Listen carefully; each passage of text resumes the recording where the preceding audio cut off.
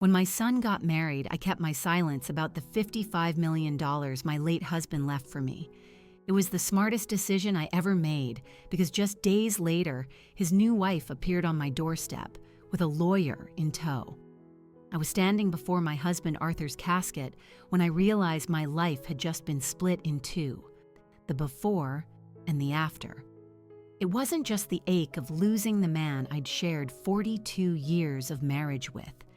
It was a sharp, almost physical sensation that something much larger was about to crumble, something I couldn't yet name. The funeral home was crowded. Faces I knew, faces I'd never seen, suppliers for the chain of hardware stores Arthur had built across the Midwest, old employees, neighbors, that one distant cousin who only ever shows up when there's free food, and in the middle of them all, my son, Leo. In an ill-fitting black suit, his eyes red-rimmed, and next to him, her, Chloe. Sleek, perfect hair, stiletto heels even at a wake, makeup that was discreet but calculated. She held Leo's hand with a firmness that bothered me. It wasn't the gesture of someone offering comfort. It was the gesture of someone staking a claim. They had only been dating for 8 months. I barely knew her. But on that day, as people shuffled past the casket whispering empty condolences, I saw her do something strange. She was observing, not Arthur, not me, but the room, the expensive floral wreaths, the business cards from local tycoons, the buzz of the funeral parlor staff. It was as if she were calculating. When everyone began to disperse for the coffee served in the adjacent hall, I felt a firm hand on my shoulder.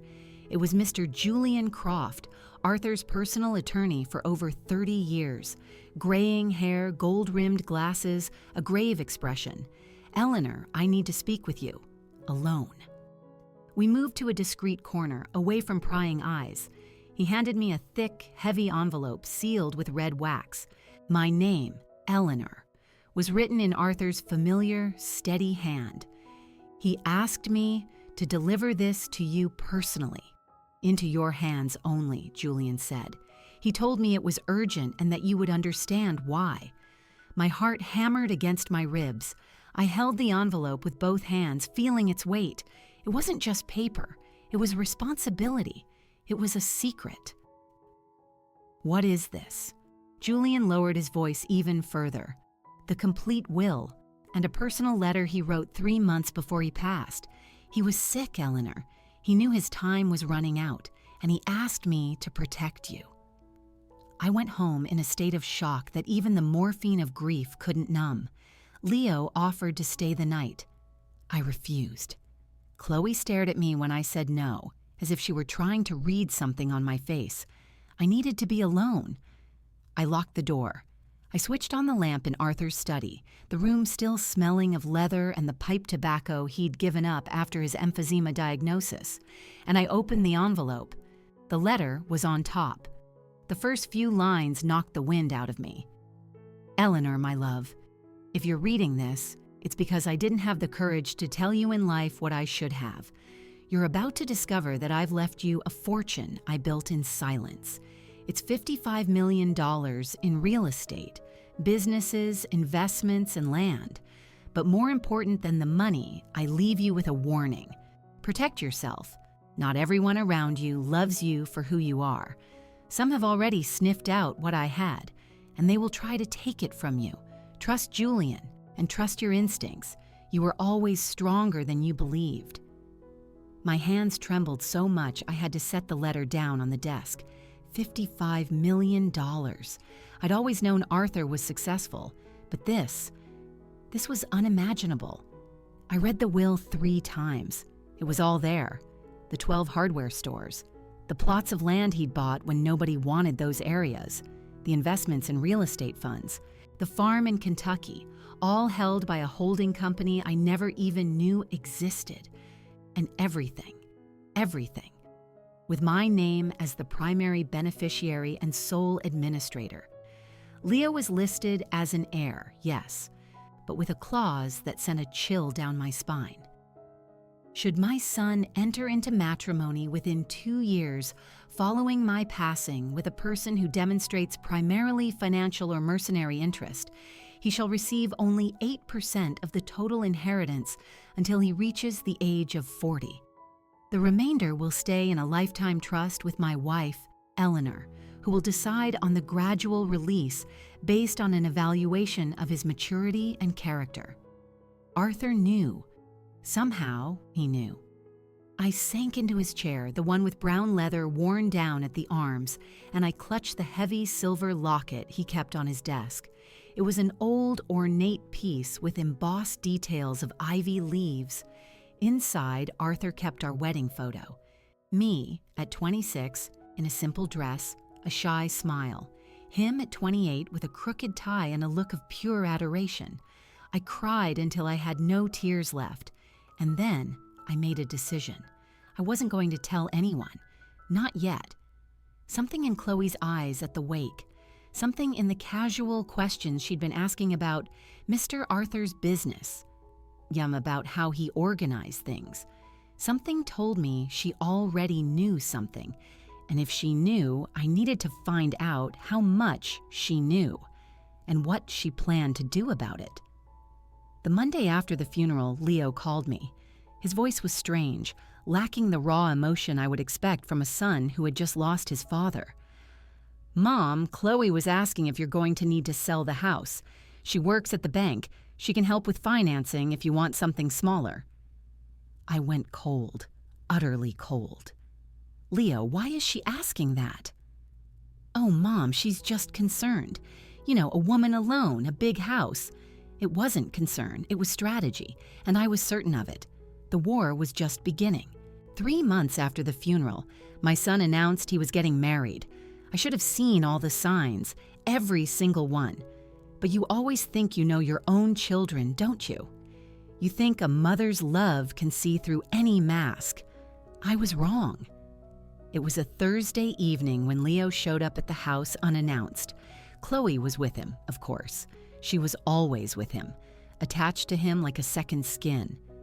They came in through the kitchen door, the one that leads to the backyard, and I was making coffee, the strong, percolated kind that Arthur used to love. I still made it out of habit, even knowing no one else would drink it with me. "Mom, sit down. We need to talk to you."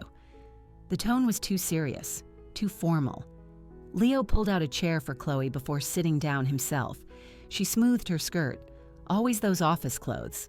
Never anything relaxed. Never anything that seemed real. "We've decided to get married." The world didn't stop. There was no dramatic music, but something inside me collapsed very slowly like a termite-ridden wall finally giving way. "Get married? Leo, how long have you been together? 8 months?" 9, Chloe corrected, smiling. That measured, practiced smile that never reached her eyes. And when you know it's the right person, why wait? I looked at my son. I looked for the boy who cried in my lap when his dog died, the teenager who was afraid to drive, the man who, 3 months ago, held my hand at his father's funeral and said he would never leave me alone. Where was that man? "Son, don't you think it's a bit fast? You barely know each other." "Mom, I'm 35. I'm not a child." The sharpness in his voice cut me. Chloe placed her hand over his on the table, a gesture of possession, of control. "Eleanor, I understand your concern, but Leo and I complete each other. And look." She leaned forward, her voice syrupy. "After everything that happened with Mr. Arthur, we think it's important to value the time we have. Life is short, isn't it?" She used my husband's death as an argument for a whirlwind wedding. She used my pain as an excuse, and Leo saw nothing wrong with it.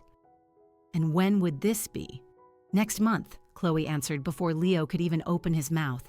"An intimate ceremony. Just close family and a few friends. Nothing too big." Intimate, quick, discreet. All the wrong words. I offered to pay for the wedding. It was the least a mother could do, even with a heavy heart. Chloe thanked me with that same smile, but said they already had everything planned. Already. In less than a week since they'd decided, I asked about the dress, the catering, the invitations. She dodged every question with vague answers. What she didn't dodge were questions about Arthur. Eleanor, did your husband have life insurance? Chloe? Leo finally seemed embarrassed. No, honey, it's a normal question. His mom needs to get organized. I imagine something was left, right? The hardware stores. My blood ran cold. I feigned nonchalance. He left the house and a small pension, nothing major. Arthur was always discreet with money. I saw the glint in her eyes. It wasn't satisfaction, it was frustration, as if I'd given the wrong answer, as if she knew I was lying. Oh, I see. It's just that Leo mentioned his father had a lot of land.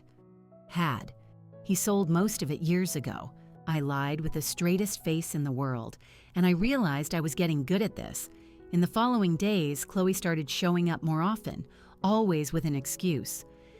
I came to bring you some wedding magazines to look at. I came to measure the living room to see how many people it can fit. I came to get that old photo album of Leo. But what she was really doing was observing. She'd look at the furniture, at the paintings. She'd accidentally open drawers. She'd ask about documents, about the probate. Has the lawyer started the probate process yet, Eleanor? Not yet. These things take time. True. But don't let too much time pass, you know? Otherwise, everything gets stuck in bureaucracy. I work at the bank. I understand these things. I can even recommend a good lawyer. I already have a lawyer, Arthur's. I saw her jaw tighten, a forced smile. Oh, yes, of course. The wedding was set for 3 weeks later. 3 weeks. Enough time to print invitations and order a cake. Not enough time to get to know the person you're choosing to spend the rest of your life with. But Leo was radiant, or seemed to be. Every time I looked deep into his eyes, I saw something strange. A weariness, an anxiety. He was thinner, biting his nails, something he hadn't done since he was a child. When I asked if everything was okay, he'd brush it off. Just wedding stress, Mom. It's normal. Normal was the word Chloe used most, like a mantra, as if repeating it 1,000 times would make it all true. The wedding took place on a rainy Saturday in April. A small ceremony in a chapel, a simple reception in a rented hall. Chloe was beautiful. I won't lie, an off-white, form-fitting, elegant dress. But it was a cold, calculated beauty. She walked down the aisle alone. No father, no mother. When I asked about her family, she said her mother lived far away and couldn't make it. I found it strange, but didn't press. During the reception, I met Sharon, Chloe's mother. Thin, sharp eyes, a thin mouth. She showed up unannounced, said she managed to catch a last-minute flight. But the way Chloe tensed up when she arrived told me something else. She didn't want her mother there. Sharon approached me near the dessert table, a glass of champagne in her hand. So you're the mother-in-law, Eleanor, right? Yes, a pleasure. The pleasure is all mine. My daughter has told me so much about you. A pause, the kind of pause that carries venom. And about the situation. Situation? Oh, being widowed so suddenly, it must be difficult. And now, with Leo getting married, I imagine you'll want to live alone, right? A big house, a lot of responsibility. There it was again, that conversation, that insinuation. My house, my space, my life. I'm not thinking of moving. Sharon gave a short laugh. Oh, but we never know what tomorrow brings, do we? Sometimes it's better to simplify. Sell things. Organize your life. She leaned in, her voice low, conspiratorial, especially when there's an inheritance involved. These things get complicated, you know. Better to resolve it quickly. I felt the ground disappear from under my feet. They knew. I don't know how. I don't know since when. But they knew. I looked across the hall at Leo. He was laughing at something a friend was saying, but the laugh didn't reach his eyes. Chloe was glued to him, and Sharon was beside me, smelling blood. That night, when I returned to the empty house, I clutched Arthur's silver locket and whispered to his photo, "You were right. You were right about everything." And it was on that night that I decided, if they wanted to play a game, I would learn the rules, but I would play to win, because they had no idea who they were dealing with. But the worst was yet to come. And when they knocked on my door a few days later, I understood that I had underestimated what Chloe was capable of. It was the Monday after the wedding that my life turned into a waking nightmare. I was in Arthur's study, polishing the silver locket with a soft cloth. That object was one of the few things that brought me peace. Its weight in my hand, the gleam of the metal in the morning light, the photo of us inside. It was as if Arthur were still with me, reminding me to stay strong. The house was quiet, that heavy silence of someone who lives alone and hasn't gotten used to it yet. I had just made coffee when the doorbell rang. I wasn't expecting anyone. I looked through the peephole and felt my stomach churn. Chloe. But she wasn't alone. Beside her stood a man in an impeccable gray suit, a leather briefcase in his hand, an erect posture, a lawyer. I knew the type. I opened the door slowly. "Eleanor, good morning." Chloe smiled. That smile. "Sorry to show up unannounced, but this is important. This is Mr. Marcus Thorne. He needs to speak with you." My heart raced, but I kept my face neutral. About what? The man took a step forward, extending his hand. A firm, calculated, cold handshake. "Mr. Marcus Thorne. Eleanor, I'm an attorney specializing in inheritance law. I've been hired by Mrs. Chloe Hale to address matters related to the estate left by Mr. Arthur Hale." Matters. Estate. The words floated in the air like daggers. "I don't understand. What matters?" Chloe walked in without being invited. She simply brushed past me, Mr. Thorne behind her. I closed the door, my hand trembling. "May we sit?" Chloe was already settling onto the living room sofa, crossing her legs, pulling a handkerchief from her purse to delicately dab the corner of her mouth. Theatrical. Rehearsed. Mr. Thorne opened his leather briefcase and took out a document. Letterhead, stamps. That law office smell that made me nauseous. "Mrs. Hale, I am here to deliver an extrajudicial notice regarding the partition of the assets left by the deceased." Partition. The word dropped into the room like a bomb. "My husband passed away less than 4 months ago. The probate hasn't even been opened yet." "That's precisely why we're here." Chloe leaned forward, her voice soft, almost motherly. "Eleanor, we know you're grieving, that it's hard to think about paperwork and bureaucracy right now. That's why I came to help. Leo is entitled to half of everything his father left. It's the law, and the sooner we resolve this, the better for everyone." "Does Leo know you're here?" Silence. Chloe glanced at the lawyer. He cleared his throat. "Mr. Hale is aware of the situation and has authorized us to proceed with the necessary steps. My son, my only son, sent a lawyer to his own mother's house a week after getting married. What steps?" Mr. Thorne began to read the document in that monotone voice of someone reciting statutes. "As per the state civil code, descendants are entitled to their legal inheritance. We request the presentation of all assets, real estate, bank accounts, investments, and corporate shares in the name of the deceased, Arthur Hale, for proper partition. You have a period of 15 days to provide us with the complete documentation. Otherwise, we will be forced to file a judicial probate action." 15 days. They gave me 15 days. "And if I don't agree?" Chloe sighed, as if dealing with a stubborn child. "Eleanor, it's not a matter of agreeing or not. It's the law. Leo has his rights. And you, well, you're at an age where you don't need so much anymore, are you? A smaller house, a simpler life would be better, less to worry about." The audacity. The sheer nerve to sit in my living room, on the sofa I bought, and tell me I didn't need anything anymore. I'm not handing over any documents without speaking to my lawyer. Of course, of course. Mr. Thorne was already putting his papers away. "That's why I'm leaving the written notice here. You have 15 business days. Otherwise, we will unfortunately have to judicialize the matter. Judicialize. Another pretty word to say. We'll drag you to court. Chloe stood up, smoothed her skirt, picked up her purse. But before she left, she made a point of running her hand over the sideboard in the hall, the one made of hardwood that Arthur bought at an auction 20 years ago. Beautiful piece. Must be worth a lot, right? Well, all of this will have to be appraised, too. She was inventorying my house, with her eyes, mentally putting a price tag on every object, every memory, every piece of my life. When the door closed, my legs gave out. I sat on the living room floor, leaning against the sofa, and let the notice fall into my lap. How did she know? How? Arthur was so discreet. No one knew the extent of his fortune, not even the oldest employees, not the distant relatives who showed up at the funeral. I myself only found out after he died.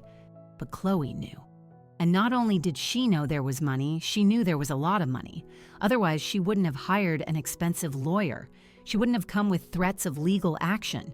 She wouldn't have this whole plan so well architected. I picked up the phone with a trembling hand and called Leo.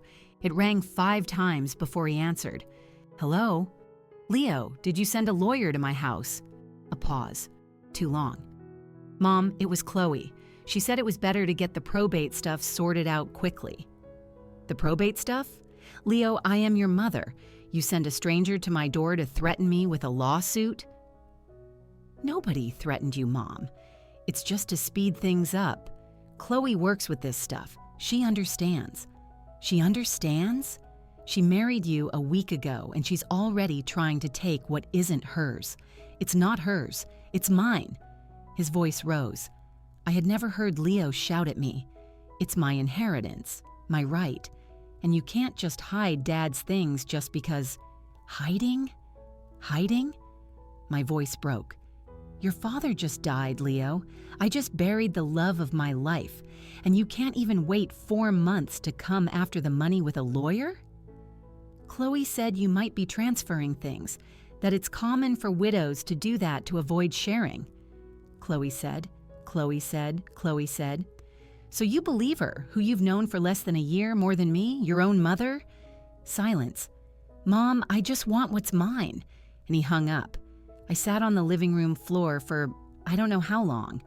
The sun came through the window, crossed the room, and set on the other side, and I just sat there, motionless, in shock.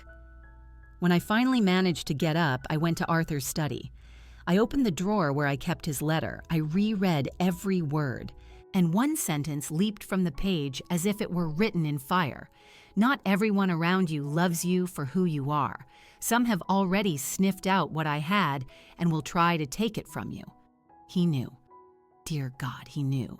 But if Arthur knew and warned me, then there had to be a way to protect myself. There had to be. I called Mr. Croft. Julian, I need to see you, urgently. They've already started. And it was in that moment, sitting in Arthur's study, that I understood. Chloe hadn't entered my family for love. She had entered like a fox in a henhouse, and I needed to find out how she discovered the money before it was too late. It was when I rummaged through the study drawers that I understood. I had been watched. Julian Croft arrived at my house that same evening. He brought a thick folder full of documents I had never seen before. We sat at the kitchen table, away from the windows, away from any curious eyes, and he laid everything out in front of me. Eleanor, tell me exactly what happened. I told him. Every detail. Chloe's visit, the lawyer, the notice, the veiled threats, the way she looked at my furniture as if it were already hers. And the worst part, Leo on her side. My son. My boy. Julian took off his glasses and rubbed his face with his hands. He looked tired.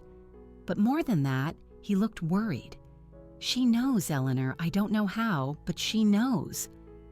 That's what I thought. But how? Arthur was so discreet.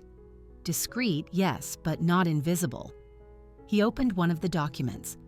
Arthur had a stake in 12 hardware stores. That's a matter of public record. Anyone with access to the system can look it up. But you need authorization, don't you? You do, unless you work at a bank, especially in the right department. My blood ran cold. Chloe works at a bank, in the Wealth Management and Estates Division. I checked. Julian looked at me with that expression of someone about to deliver bad news. Eleanor. She has access to the financial history of anyone who has an account at that bank, and Arthur did. The room started to spin. Are you saying she investigated Arthur? I'm saying she had access to privileged information, and she used it. It was at that moment that everything clicked into place. Chloe's casual questions, her sudden interest in Leo, the whirlwind wedding. She hadn't fallen in love with my son. She had fallen in love with the $55 million he stood to inherit. But she met Leo before Arthur died. How did she know he was going to die? Julian closed the folder. Arthur had been sick for 2 years, Eleanor. He was getting treatment in the city. That's also in the health insurance records. Anyone with access to the system could see it. I felt nauseous. Chloe had hunted my son. She had sniffed out the inheritance like a vulture sniffs out a carcass. And Leo, naive, in love, vulnerable with his father's impending death, was the perfect prey. I need proof. I need to show Leo who she really is. Eleanor, that won't be easy. He's married, in love, or at least he thinks he is. A man in love doesn't listen to anyone. So what do? Just sit here and wait for her to take everything? Julian took a deep breath. You do what Arthur taught you. You protect what's yours, and you wait for her to make a mistake, because greedy people always do. I spent the next few days like a detective. I went through every corner of Arthur's study looking for clues. And it was in an old drawer, one with a key I didn't even know existed, that I found the receipts, phone bills, dozens of them. From my home's landline to the bank where Chloe worked, the date started 8 months ago, exactly when Leo started dating her. But the calls were from before they officially met. I sat in Arthur's chair, holding those papers, and the truth hit me like a bucket of cold water. Chloe had called my house. She had pretended to be someone else, a survey, a collection agency, whatever, to get information. And I, like an idiot, had probably answered and given her exactly what she needed. I picked up the phone and called Leo. No answer. I called again and again. On the 4th try, he answered, annoyed. Mom, I'm working. Leo, I need to talk to you, in person, alone. I can't right now. It's about Chloe. A pause. I heard her voice in the background. Her. Always her. Mom, don't start with this again. Leo, for God's sake, just listen to me. Just once. Come over. Without her, please.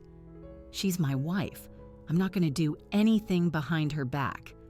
That's exactly what I figured you'd say, because that's exactly what she taught you to say. He hung up on me. I stared at the phone in my hand, feeling a void so vast it felt like my chest had become a black hole. I lost my husband, and now I was losing my son. But I wasn't going to give up.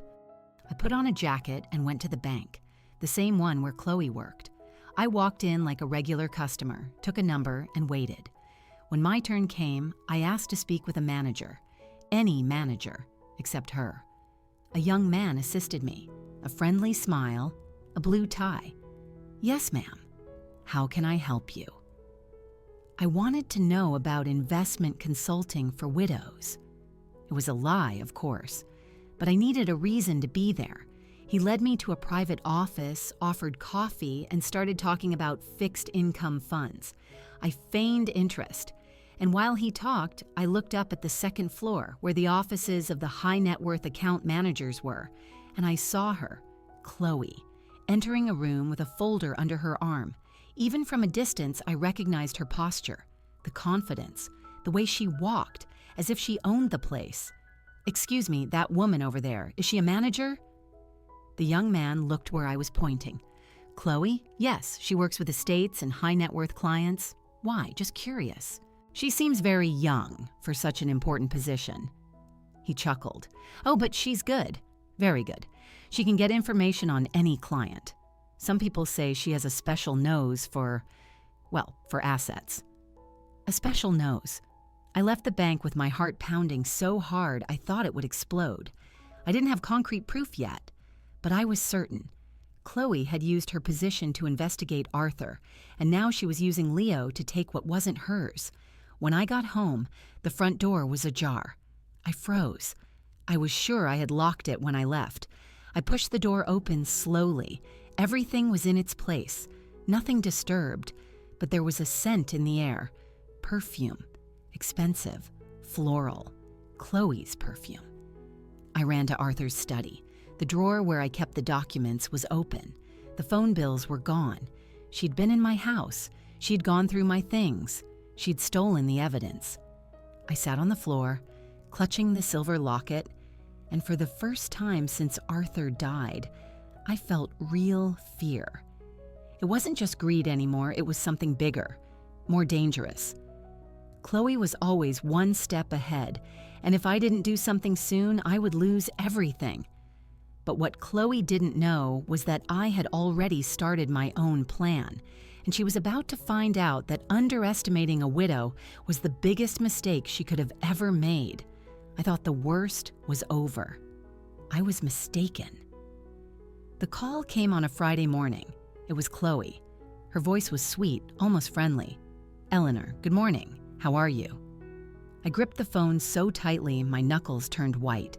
What do you want, Chloe? Oh, so sharp. I just wanted to invite you for lunch at our place. Tomorrow, noon, nothing formal, just family. Family? The word dripped from her mouth like honey-laced poison. I don't know if I can. Oh, but I insist. Leo is really looking forward to it. And there are a few little things we need to talk about the probate, you know? Better to sort it out as a family than with lawyers, don't you think? It was a trap. I knew it. But to refuse would be to give her more ammunition, more arguments to say that I was being difficult, that I didn't want to cooperate. What time? Noon.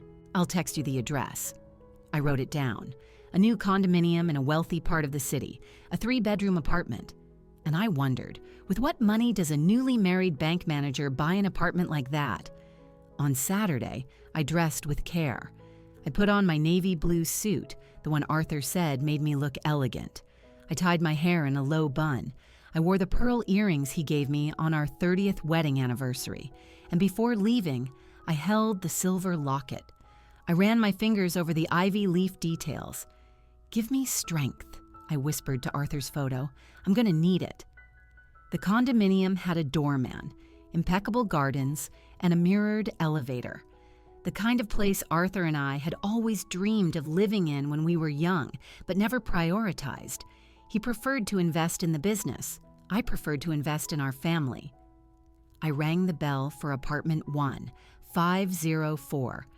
Chloe opened the door with a wide smile. Eleanor, so punctual, come in, come in.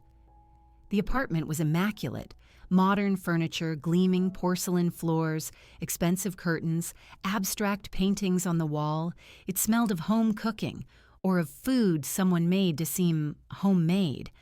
And in the living room, waiting, were Leo, looking like he'd rather be anywhere else. Sharon, Chloe's mother, perched on the edge of the sofa like a queen on her throne.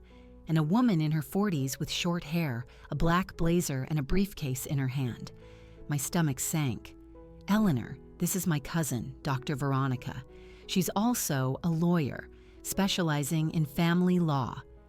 Of course she was. I sat in the chair Chloe indicated. It was strategically placed, facing all of them with my back to the window, the bright light partially blinding me. Even that had been planned. Chloe brought out a platter of lasagna, rice, and salad. She served everyone with the efficiency of a trained waitress. Leo was quiet, poking at his food with a fork, not really eating. So, Eleanor? Sharon was the first to attack. Chloe tells me you still haven't provided the probate documents. It wasn't a question. It was an accusation. The process is underway with my lawyer. Ah, yes, Mr. Croft. Chloe exchanged a look with her cousin. But he's a bit old-fashioned, isn't he? These things take forever without modern counsel. He was my husband's lawyer for 30 years. I trust him. Sharon let out a dry little laugh. Trust is nice, but you need to understand something. This isn't about trust. It's about the law. Leo has a right to his father's inheritance, and you can't just hold on to it because you want to keep controlling everything. Controlling, as if I were the villain of the story. I'm not holding on to anything. The probate has legal deadlines. Deadlines you're stalling.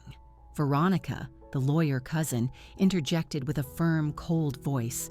Eleanor, I'll be direct. The law dictates that the inheritance be divided, half for the widow, half for the descendants. Simple as that. And the longer you delay, the more complicated it gets, for everyone. I looked at Leo, my son, my only son. He had his head down, avoiding my gaze. Leo, do you agree with this? With putting me in a room surrounded by lawyers to pressure me? He finally looked up. His eyes were red, tired. Mom, I just want what's mine. And what is yours, son? Explain it to me. What exactly do you think I'm hiding from you? Chloe placed her hand on Leo's, a gesture of possession, of control. Eleanor, we know Mr. Arthur left more than you're saying, a lot more. The hardware stores, the land, the investments, it's all on record. We just want it done the right way. You want? Or you want, Chloe? My voice came out louder than I intended. A heavy silence. Sharon leaned forward, her eyes sharp. Eleanor, let me give you some mother-to-mother advice. You've lived your life. You married, had a son, enjoyed your husband's money. Now it's Leo's turn. He deserves to start his life with his wife. And for you to hold on to this inheritance like some queen sitting on her throne, that's selfish, pure selfishness. Every word was a stab. Selfishness is marrying someone for their money. I let slip. I couldn't hold it back. Chloe went pale. Veronica's face hardened. Sharon stood up. What was that? You heard me. I looked directly at Chloe. You got close to my son because you knew about the inheritance.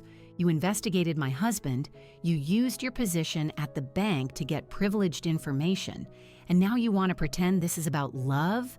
About family? Leo slammed his hand on the table. That's enough, Mom. You're being delusional. Chloe loves me. She loves you? I laughed, a bitter sound. Son, she's known you for less than a year. She married you weeks after your father died. And now she's here with her lawyer, pressuring me to hand over an inheritance that isn't even hers. It's mine, Leo shouted. The inheritance is mine, and you have no right to hold on to what my father left for me. It was in that moment that something inside me shattered. I looked at my son, the man I carried in my womb, whom I woke up in the middle of the night to nurse, whom I taught to walk, whom I comforted through every nightmare, every sadness. And I saw a stranger. Chloe stood up, ran a hand through her hair, recomposed her posture. Eleanor, I think you should go. This lunch was a mistake. I thought we could resolve things civilly, but you've made it clear you prefer the hard way. The hard way? Judicial. Veronica opened her briefcase and took out a document.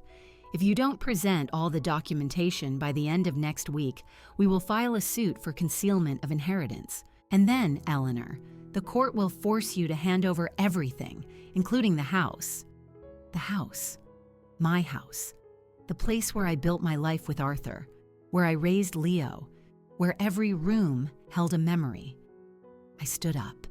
My legs were trembling, but I held myself steady. You will all regret this.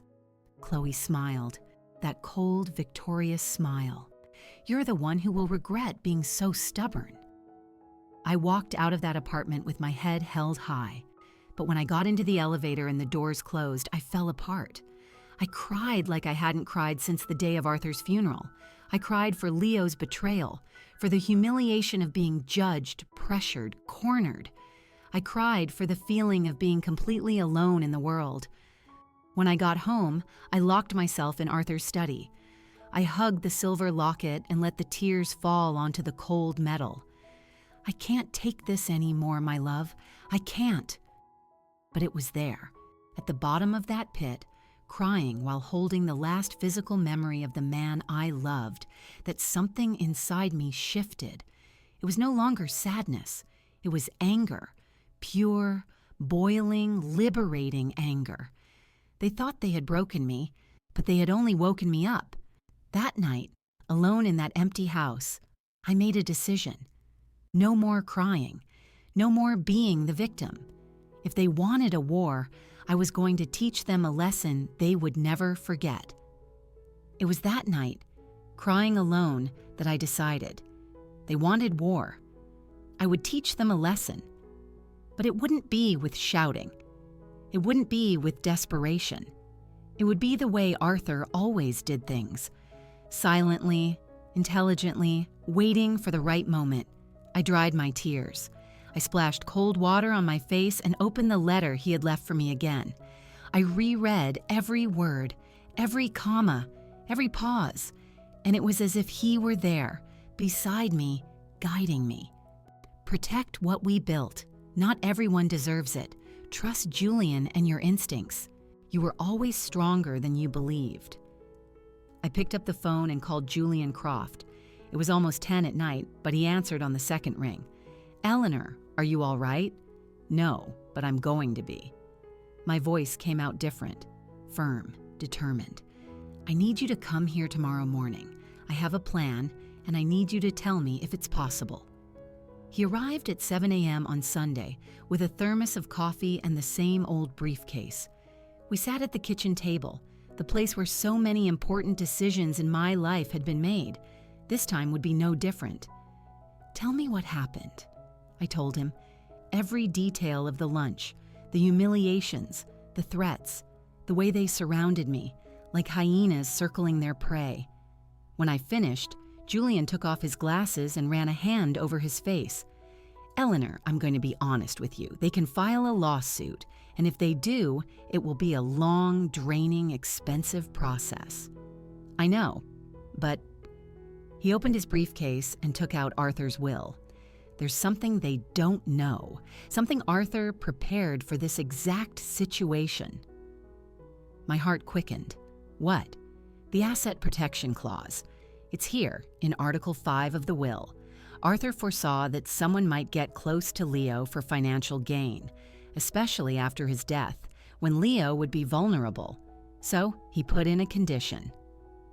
Julian turned the document toward me and pointed to a specific paragraph. I read it once, twice, 3 times. Does this mean... It means that if Leo marries within 2 years of Arthur's death to someone who demonstrates exclusively financial interest, he only receives 8% of the inheritance until he turns 40. The rest remains in a lifetime trust for you, and the gradual release depends on your evaluation of his maturity and character. A shiver went down my spine. Arthur knew. He knew this would happen. He was a smart man, and he loved you too much to leave you unprotected. Julian closed the briefcase. But there's a problem. We need to prove that Chloe married for financial interest. It's not enough to think it. It's not enough to suspect it. We need concrete proof. How? Documents, recordings, witnesses. Anything that shows she knew about the inheritance before she got close to Leo, that she planned everything, that it wasn't love, it was a strategy. I closed my eyes and took a deep breath. I have the phone bills showing. She called my house before she officially met Leo, but she stole them. She came in here and took them. Then we'll get a second copy. Those records are kept by the phone company for years, and there's more. I opened a kitchen drawer and took out my cell phone. Before yesterday's lunch, I installed a recording app. I recorded everything, all the threats, all the pressure. The way Sharon said I had lived my life and needed to hand over the money. It's all here. Julian looked at me with a mixture of surprise and pride. "Eleanor, you're smarter than I thought." I learned from the best. We spent the entire Sunday strategizing. Julian explained every detail of the will's clause. He taught me what I could and couldn't do, and most importantly, he taught me to wait. The mistake of the greedy, Eleanor, is that they're always in a hurry. Chloe will rush. She will make mistakes, and when she does, we will be ready. On Monday, I called Chloe. I faked a tired, defeated voice. "Chloe, it's Eleanor." "Eleanor." Her voice was triumphant. "Have you thought about what we discussed?" "I have, and you're right. I'm old, tired. I don't want to fight with my son." Every word cost me a piece of my soul, but I continued. "I'll ask Mr. Croft to prepare the documentation, but it will take a couple of weeks. There's a lot of paperwork." 2 weeks is a long time. "It's what I have, Chloe. Or would you prefer I die of stress and Leo lose his mother too?" Silence. She was calculating. "Fine, 2 weeks, but don't stall." "I won't stall." I hung up and Julian looked at me. "You bought us time. Now let's use it." In the following days, I turned my home into a silent fortress. I installed discreet security cameras, tiny ones that look like smoke detectors. I put one in the living room, another in the hallway, another at the entrance. If Chloe tried to invade my house again, I would have proof. I changed all my account passwords. I stored important documents in a safe I had installed in my bedroom, and I started doing something I had never done in my life: investigating. I went to the county records office and requested the property deeds for the apartment where Chloe lived. I discovered it had been purchased 4 months ago, in cash. The price, $890,000. 4 months ago, Arthur was still alive. Chloe was just a bank manager. Where did nearly $1 million come from? I hired a private investigator, a woman in her 50s, short hair, a sharp gaze. Her name was Martha. "I need information on this person." I showed her a photo of Chloe. "Everything you can get. Past debts, previous relationships, everything." Martha took the photo, studied it. "It'll be expensive." "I don't care. And it could take time. I have 2 weeks." She gave a wry smile. "You remind me of my mother. Quiet. But when she woke up, nobody could stop her." She put the photo away. "Leave it with me." While Martha worked, I did my part. I called the bank where Chloe worked and scheduled a meeting. I said I wanted to invest part of the inheritance I had received. It wasn't a lie, after all. I just didn't say how much. I asked to be seen by another manager. Anyone. But Chloe. The young man who helped me was the same one as before. Blue tie, friendly smile. Rodrigo, his name tag read. "You're back. Decided to invest?" "I'm thinking about it. But first, I wanted to ask a question." I leaned forward, my voice low, conspiratorial. "That manager I saw the other day, Chloe, is she reliable?" Rodrigo blinked, surprised. "Reliable?" "Oh, yes, she's efficient." "Efficient how?" He looked around, checking if anyone was listening. "Look, between us, she has an interesting track record. She's worked at 3 different banks in the last 5 years, always in the same department. And she always left shortly after some important clients closed big deals." "Big deals?" "Probates, inheritances, that sort of thing." He lowered his voice even more. "Some people here think she uses inside information to, you understand, but nothing's ever been proven." Inside information. I left the bank with my heart racing. I was right. Chloe was a professional predator, and Leo was just her latest victim. When I got home, there was a text from Martha. "I've got something. Come to my office."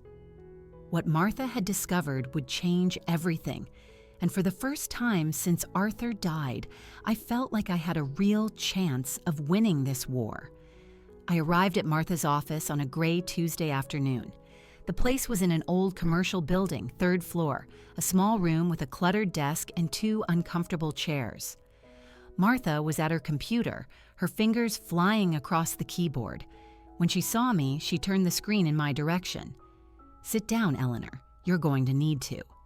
On the screen were photos, lots of them. Chloe at expensive restaurants with different men, Chloe entering courthouses, Chloe at funerals. Funerals. What is this? Martha lit a cigarette despite the no smoking sign on the wall.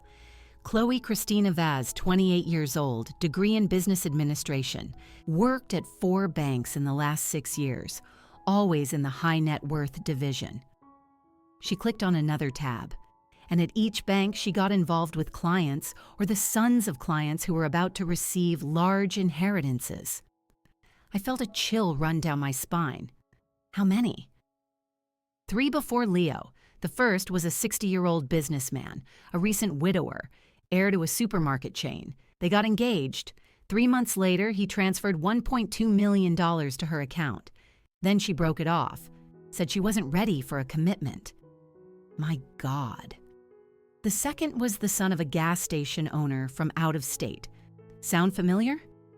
Martha looked at me with that expression of someone who has seen it all.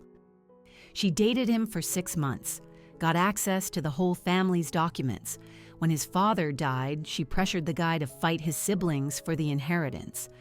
The family was destroyed. She pocketed a $400,000 consulting fee and disappeared. My mouth was dry. And the third? Married him. Lasted 8 months. As soon as the probate closed and he got his share, $3 million, she filed for divorce. Took half. $1.5 million. Clean. I looked at the photos, at that beautiful, calculating, cold face, and I thought, my son was just another one, another victim on a list of broken men. There's more. Martha opened a physical folder and spread documents on the table. The apartment she bought? It was with the money from the last divorce. She put it in her mother Sharon's name so it wouldn't show up on a prenup if she married again. Smart. She planned everything from the very beginning. Look at this. Martha showed me a screenshot, WhatsApp messages between Chloe and an unknown number. The dates were from 7 months ago. I got this from a source who, well, you're better off not knowing. But read it. I read, and with every line, I felt the floor disappear from under me. Found a good one. Only son. Father is terminally ill. Estimated inheritance over $50 million. This is the biggest one yet. Gotta do it right. He's a bit of a dope. Needy with the dad's impending death. It'll be easy. Leo. She was talking about my son, calling him a dope. Needy. Reducing him to a number. Martha, are you sure? I am. You've got her, Eleanor. You've got real proof. I put everything in a folder. I thanked her. I paid her what she asked, plus a bonus. And I went home in such a deep state of shock that I barely felt the drive. When I arrived, there was a car parked out front. I recognized it immediately. It was Leo's.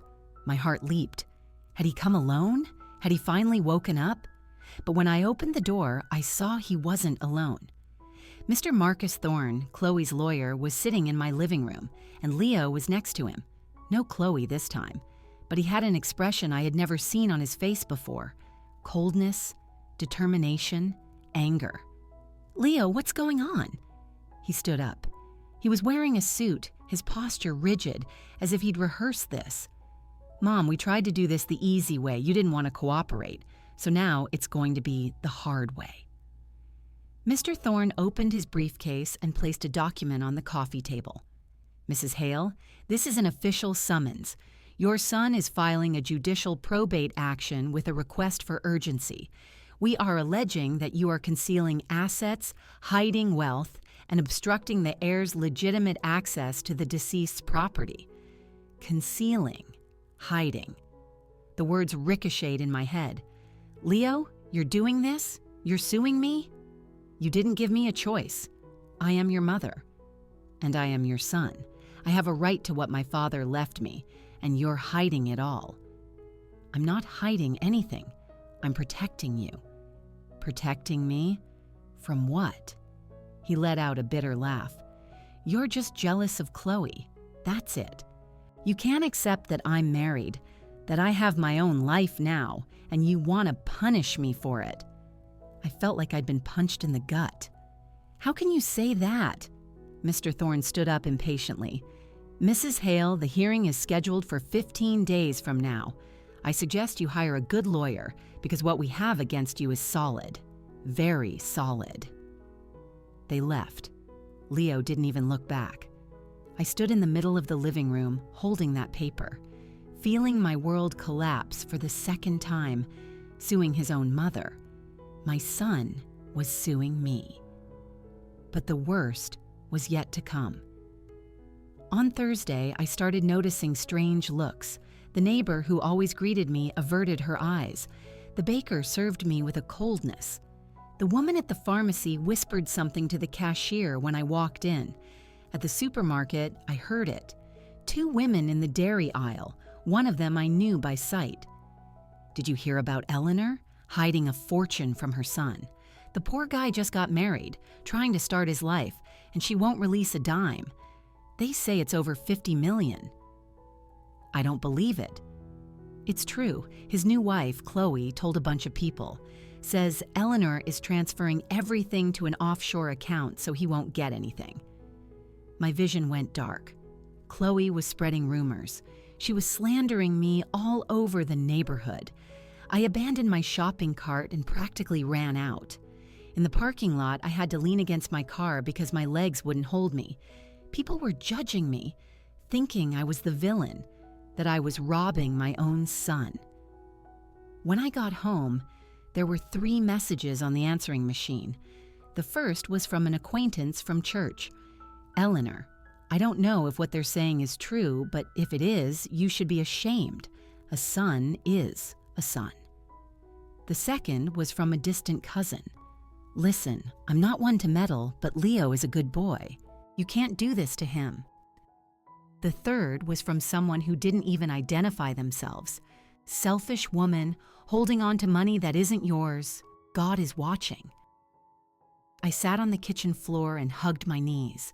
For the first time in this whole war, I felt the urge to give up, to hand everything over, to disappear.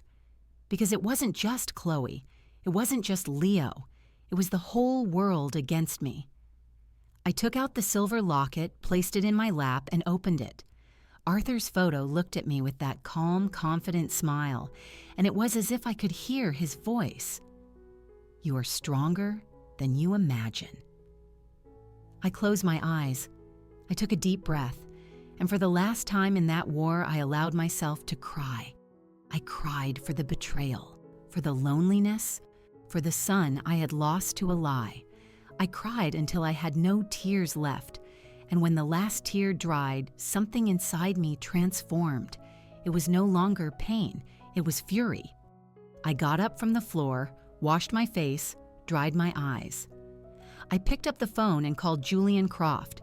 "Julian, they've sued me. They've spread lies all over town. They want to destroy me." "I know, I've already received the summons." "So tell me, can we win this war?" A long pause. Then his voice came firm. "Eleanor, we're not just going to win, we're going to crush her." And it was in that moment, with a broken heart but a sharp mind, that I decided, if Chloe wanted to see me at rock bottom, I was going to drag her down with me. But when the dust settled, only one of us would still be standing. On the day of the conciliation hearing, I brought a folder, and I changed everything. I spent the previous 2 weeks preparing like a general for a final battle. Julian Croft worked day and night. Martha dug up even more evidence. And me? I transformed into something I never thought I would be. A cold, calculated, ruthless strategist. The night before the hearing, I didn't sleep. I sat in the armchair in Arthur's study, the silver locket in my hands, going over every detail of the plan, every document, every piece of proof, every word I would say. At 5 a.m, I showered. I dressed carefully. A dark gray suit, discreet black pumps, hair in an impeccable bun, pearl earrings. No fragile widow, no broken woman. I would walk into that courtroom looking exactly like what I was, a woman who knew her own worth. Julian picked me up at 7:30. In the car, he went over everything one more time. "Eleanor, When the judge asks if you want to make a deal, you say no. Let me present the evidence. Don't lose control, don't yell, don't cry. You just need to be there, steady. I'll handle the rest. You can trust me. We arrived at the courthouse at 8:15. The hallway was bustling. Lawyers in suits, nervous people waiting for hearings, the characteristic smell of old paper and stale coffee. I recognized Leo from a distance. He was sitting on a bench next to Chloe. She was flawless, as always. A navy blue dress, high heels, perfect hair, perfect makeup. Beside them were Mr. Thorne and two other people I didn't know. Reinforcements. When they saw me, Chloe whispered something in Leo's ear. He glanced at me and quickly looked away. Guilt? Shame? I couldn't tell. We entered the hearing room. It was small, stuffy, with a long table, chairs on both sides, and the judge in the center. Judge Mariana Fonseca Lima, the nameplate read. A woman in her 50s, gray hair pulled back, glasses, a serious expression. She had seen a lot in this room. I would be just another case, or not. Good morning. Conciliation hearing in the probate case of Arthur Hale. Let's begin. The judge looked from one side to the other. The purpose here is to try to reach an agreement before we fully litigate this matter. Mrs. Hale, are you willing to negotiate? I looked at Julian. He gave a slight nod. No, Your Honor. Chloe rolled her eyes. Leo sighed in frustration. Very well. Then let's hear from the parties. Mr. Thorne. Chloe's lawyer stood up, opening a bulky folder. Your Honor, my client, Leo Hale, the sole son of the deceased, is being prevented by his mother from accessing the inheritance that is legally his. Mrs. Hale refuses to present documents, conceals information about the assets, and shows a clear intent to defraud the partition. We ask that Your Honor compel the defendant to present all assets under penalty of... One moment. Julian stood up. His voice was calm, firm, powerful.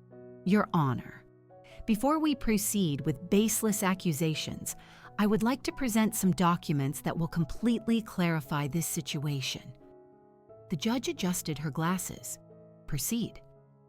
Julian opened his folder, the one that held the entire truth, and began placing documents on the table, one by one like cards in a poker game. First, the complete will of Arthur Hale, registered 3 months before his passing. Mrs. Hale is not concealing anything. She is the sole administrator of all assets, as per the express wish of the deceased. Leo frowned. Chloe went pale. Second, a specific asset protection clause. Julian read it aloud slowly. Should my son enter into matrimony within 2 years, following my passing with a person who demonstrates primarily financial interest, he shall receive only 8% of the total inheritance until he reaches the age of 40. The remainder will stay in a lifetime trust with my wife, Eleanor. Absolute silence. Leo looked at Chloe. She was tense, her jaw clenched. That's worthless, Mr. Thorne tried to react. It's an abusive clause, restrictive of rights. It is entirely legal, Julian cut him off, and it is registered. The deceased had every right to protect his estate, but... He paused, looking directly at Chloe. The clause only applies if there is proof of financial interest, and we have it. That's when Chloe's world began to crumble. Julian placed photos on the table, dozens of them. Chloe with other men, Chloe at funerals, Chloe entering courthouses, Chloe Christina Vaz. In the last 6 years, she's been romantically involved with 4 different men, all of them heirs or individuals about to receive substantial inheritances. In every case, she ended the relationship shortly after gaining access to the assets. That's a lie! Chloe jumped up, her voice shrill. This is slander! Sit down! The judge's voice cracked like a whip. Chloe sat, trembling.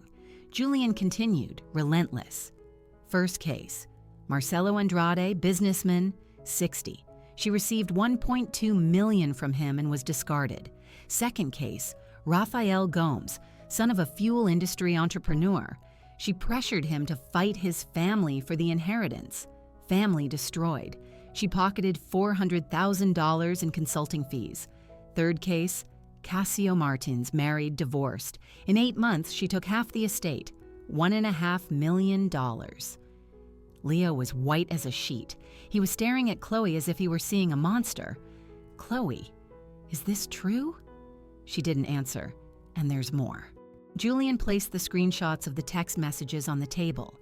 WhatsApp conversations between the defendant and a third party, 7 months ago, planning her approach to Leo Hale. He began to read, and every word was a stab. Found a good one. Only son. Father is terminally ill. Estimated inheritance over $50 million. Leo closed his eyes. He's a bit of a dope, needy with the dad's impending death. It'll be easy.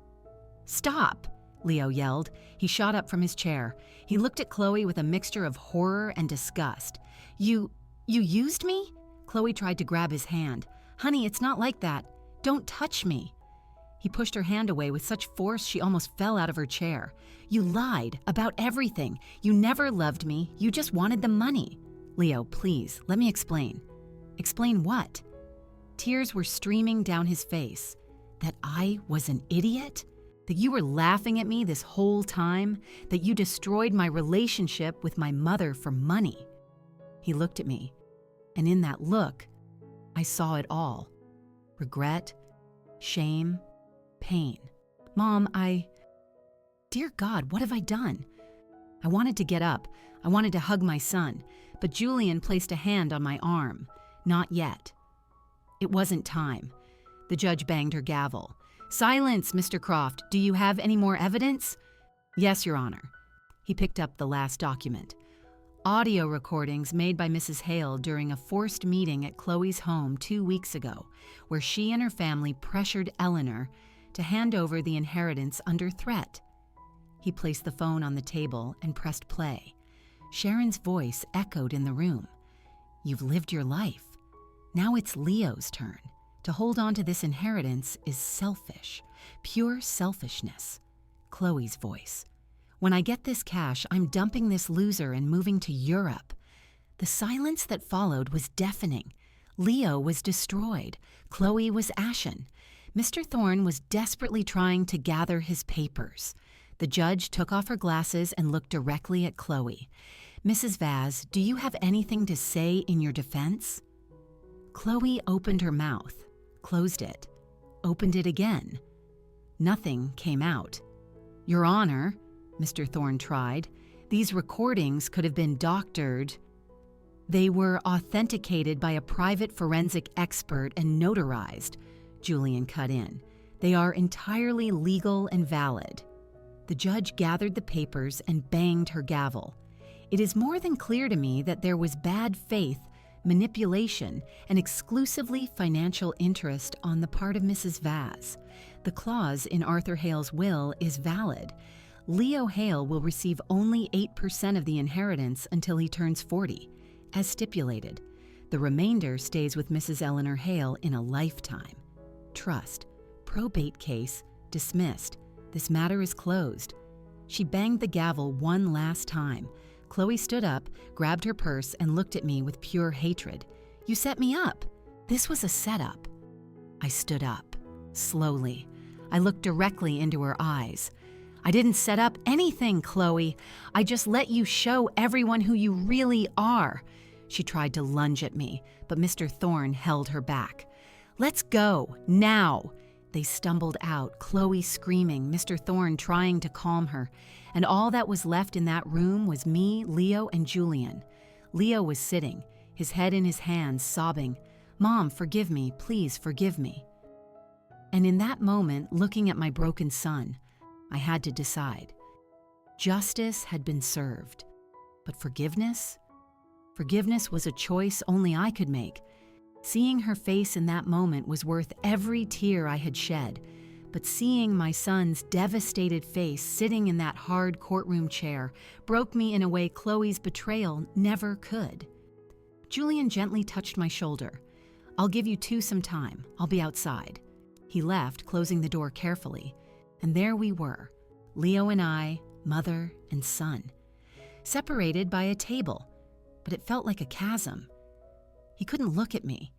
He wiped his tears with the back of his hand, just like he did when he was a child and fell off his bike. And that image, my son crying, stirred something deep inside me. I sat down next to him, not across the table, beside him, where mothers belong. Leo, he finally lifted his face. His eyes were red, swollen, lost. Mom, I am so sorry. So sorry I don't even know. I don't know where to begin to ask for forgiveness.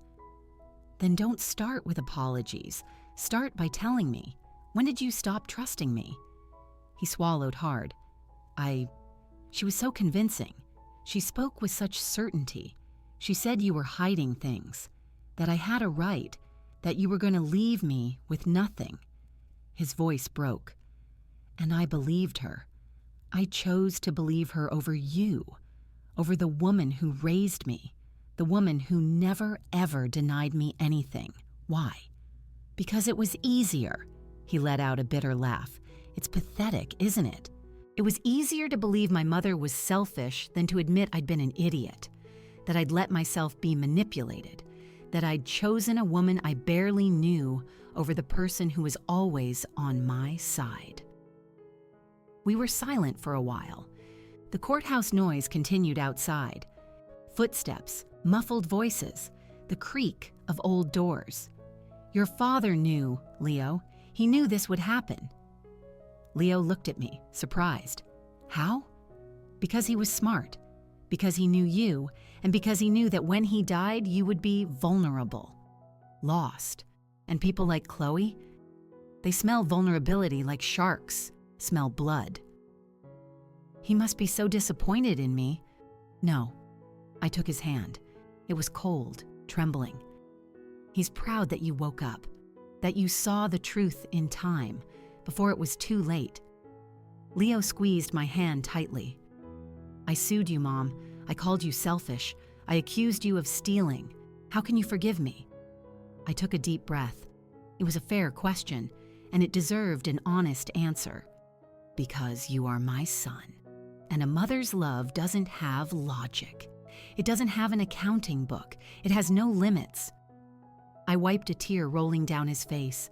But forgiving doesn't mean forgetting. It doesn't mean everything goes back to how it was. It means we're going to have to rebuild, brick by brick, trust by trust. I'll do whatever it takes. I know, but it won't be easy, Leo. It won't be quick. He nodded, swallowing his sobs. And Chloe? What about her? I have to divorce her. That's what I was going to suggest. We left the courthouse together. Outside, the sun was bright, the sky was blue, and life was going on as if nothing had happened. But for us, everything had changed. Julian was waiting for us, leaning against the car. All good? Yes. I looked at him with genuine gratitude. Thank you, Julian, for everything. Arthur made me promise I'd look after you both. I just kept my word. On the way home, Leo didn't let go of my hand, as if he were afraid that if he let go, I would disappear. And a part of me understood that fear, because for a moment during those weeks of war, I had disappeared for him, and he had disappeared for me. When we got to my house, the house I almost lost, I made coffee. The strong kind Arthur liked. We sat at the kitchen table, the same place where so many decisions had been made. What's going to happen to Chloe now? Leo asked, stirring his coffee distractedly. Legally, nothing. She didn't commit any crime that can be proven in a criminal court. It was all, technically, legal. Emotional manipulation isn't a crime. So she gets away with it? No. I took a sip of my coffee. She's ruined. The evidence Julian presented will be on public record. Any man who Googles her name will find it. The bank where she works has probably already been notified.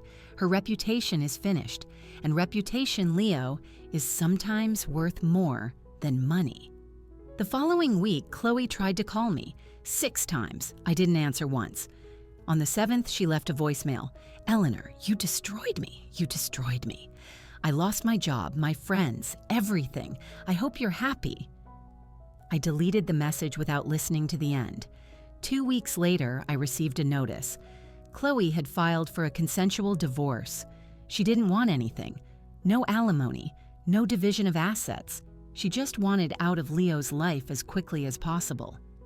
"She gave up," Leo said, looking at the document in disbelief.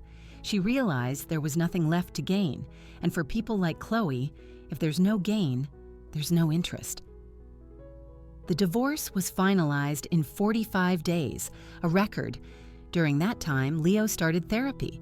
Twice a week, he needed to understand how he had been manipulated, how he had let it happen, how to prevent it from happening again. And me? I continued my life, but I was different, stronger, more aware of my own worth. 1 month after the hearing, Leo came to me with a proposal. "Mom, I want to work at Dad's company. I want to learn the business, for real. Not because I want the inheritance, but because I want to deserve it. I want to understand what he built, what you both built." I looked at my son, and for the first time in a long time, I saw the man he could become. All right, but no special treatment, no executive title. You start at the bottom, in the administrative department, a regular employee's salary, no perks. I accept, and he did. He started the following Monday. He arrived at 7 in the morning, left at 6 in the evening. He worked hard, he learned, he made mistakes, he got better. One evening, 3 months later, he showed up at home with takeout. I brought dinner. I thought we could eat together. We ate. We talked. We laughed for the first time since Arthur had died. And that night, putting the dishes away, I looked at the silver locket on the counter and whispered, "We did it, my love. We did it." 6 months after the trial, I ran into Chloe by chance. In a supermarket, she looked different, disheveled hair, simple clothes, no makeup, pushing a cart with cheap, generic brand products. Our eyes met. There she stopped, took a deep breath, and walked toward me. Eleanor. Chloe. An awkward silence. "I just wanted to say that you were right, about everything." I didn't respond. I just waited. I spent my whole life thinking money was the answer, that if I had enough, I'd be happy, I'd be someone. She looked at the floor. But I lost everything, and I discovered I never had anything real, no real relationships, no real love, just strategies, just games. And why are you telling me this? Because you deserve to know you won, not just in court, but in life. You have a son who loves you, real memories, true love. She swallowed hard. I have money in the bank, but I have no one. And she turned her back, pushing her cart, disappearing between the aisles. I didn't feel pity. I didn't feel anger. I felt nothing, because Chloe was no longer part of my story. She was just a chapter that had ended. And standing there, in the middle of the supermarket with a grocery list in my hand, I understood. The greatest revenge isn't destroying the other person. It's living so well that they realize what they've lost. And Chloe had lost everything. While I had gotten my son back, and that was worth more than all the millions in the world. The spring had arrived when I decided to do something I'd been planning since it all ended. I woke up early on a Saturday morning, put on comfortable clothes, and went to Arthur's study. The silver locket was in its usual place on the wooden desk. I picked it up carefully, felt its familiar weight, and opened it. The photo of us looked back at me, young, in love, full of dreams. "Today I'm going to do something you would have liked," I whispered to his image. Leo arrived a little later. He had moved back in with me temporarily. Not for financial need, but because we both needed to rebuild what had been broken. And rebuilding requires proximity. It requires breakfast together, late-night talks, comfortable silences. "Morning, Mom." He came into the kitchen, hair messy, still in his pajamas. He had changed over the last few months. His eyes had their light back. The weight on his shoulders had lessened. "Going out?" "Yes, and you're coming with me." "Where to?" "You'll see." We drove for about 40 minutes until we reached a part of town Leo knew well. It was where two of the hardware stores Arthur had built were located, but we didn't stop at either of them. We stopped at a large empty lot with a faded "for sale" sign. Leo got out of the car, confused. "What are we doing here?" "I'm going to tell you a story." I leaned against the hood of the car, looking at the huge plot of land. "When your father got sick in his final months, he told me something I never forgot. He said his biggest regret wasn't that he hadn't earned more money. It was that he hadn't helped more people." Leo looked at me, attentive. "He used to say we build assets. We accumulate fortunes, but we forget that none of it goes with us. What's left is what we did, the lives we touched, the people we helped." "Mom, where are you going with this?" I took a deep breath. "I'm going to buy this land, and I'm going to build the Arthur Hale Institute for Widows in Legal Vulnerability." Leo's eyes widened. "An institute?" "Yes. A place where women who have lost their husbands can get free legal advice, protection against family manipulation, guidance on inheritance, probate, their rights, everything I needed and was lucky enough to have, but that most don't."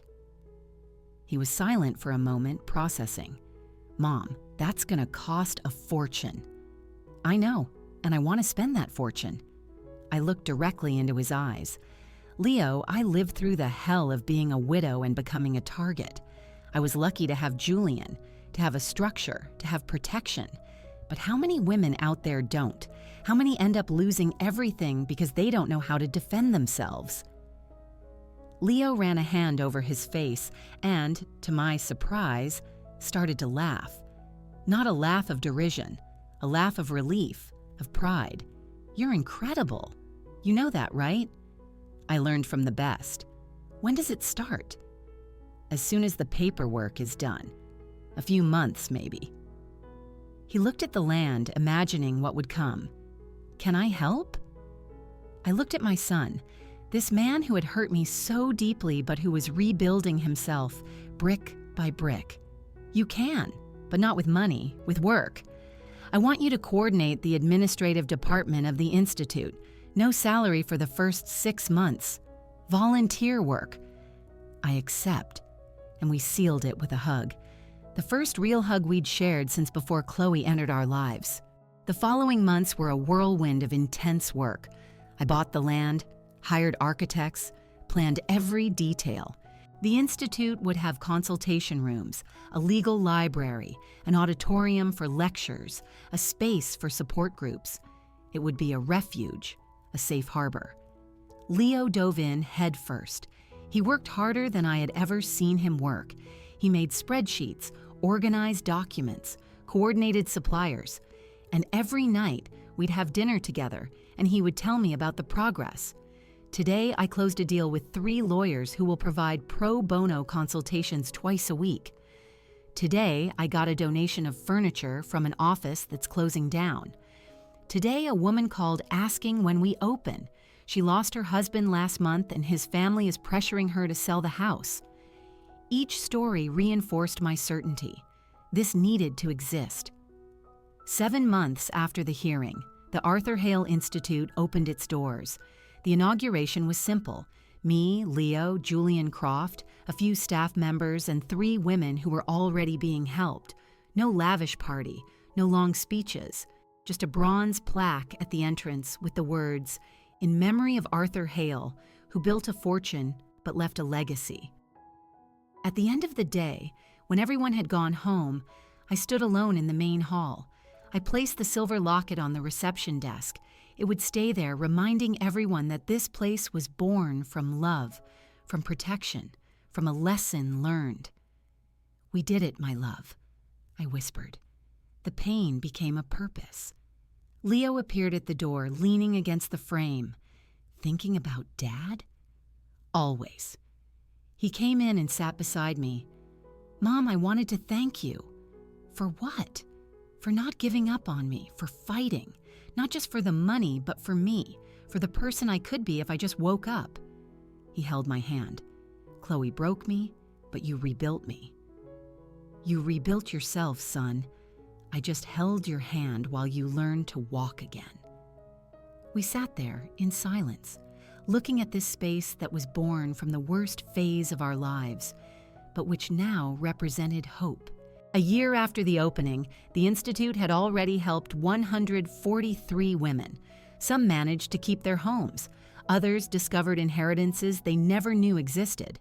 Many simply found a place where they could cry without judgment and grow stronger without pressure. One Thursday afternoon, a woman in her 70s walked into the Institute. White hair, trembling hands, frightened eyes. Leo met with her personally. Afterward, he told me, "Mom, her case is identical to yours. Husband died, son married quickly. Daughter-in-law is pressuring her to hand over the entire inheritance." I felt a pang in my chest. "And what did you do?" "I followed the protocol we created. I asked her to bring all the documents. I'm going to forward them to Julian to review the will, and I signed her up for the support group on Tuesday." I looked at my son with a pride that couldn't be contained. "You learned." I learned from the best. 2 years after it all began, on a cold July morning, I woke up and felt something different. It wasn't happiness. That's too big a word for what I felt. It was peace, genuine peace, the kind that comes from knowing you did the best you could with the cards you were dealt.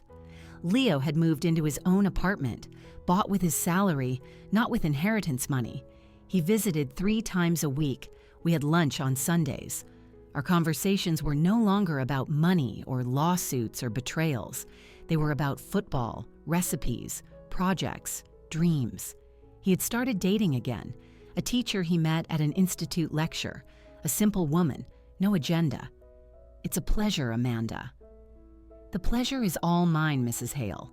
Leo talks so much about you, I feel like I already know you." And at that lunch, hearing laughter, seeing my son look at that woman with real tenderness, I understood. He had learned, not just about money, about value, about what really matters.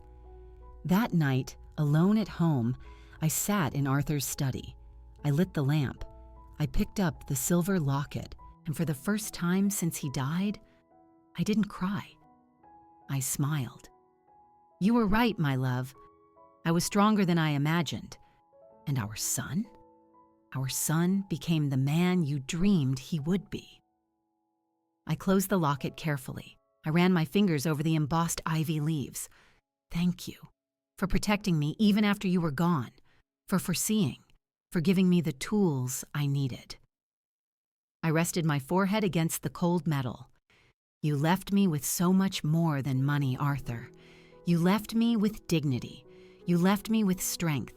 You left me with the certainty that I was always enough, with or without a fortune, with or without anyone by my side." And it was with that certainty that I fell asleep that night, not as the broken widow I almost was, but as the woman I discovered I had always been. If you've made it this far, I want to ask you a question.